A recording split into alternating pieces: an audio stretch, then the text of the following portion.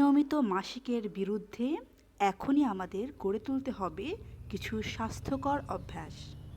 নিয়মিত হাঁটার চেষ্টা করতে হবে ৭০,০০০ থেকে ১০,০০০ স্টেপ পর্যন্ত। রাত ১১টার মধ্যেই আমরা ঘুমিয়ে পড়ব এবং দৈনিক ৭ থেকে ৮ ঘন্টা অবশ্যই ঘুমাবো। প্রতিদিন হালকা কিছু ফ্রি হ্যান্ড এক্সারসাইজ করব। দৈনিক সকাল ১০টা থেকে দুপুর ৩টার ভেতরে ভিটামিন ডির জন্য সূর্যের আলোকে গায়ে লাগাবো। সকালের নাস্তায় আমরা খাবো হাই প্রোটিন সমৃদ্ধ খাবার, দুধ, ডিম, মাছ, মাংস। পর্যাপ্ত পরিমাণে পানি পান করব এবং স্ট্রেস থেকে, ডিপ্রেশন থেকে যতটা সম্ভব নিজেকে দূরে রাখার চেষ্টা করব।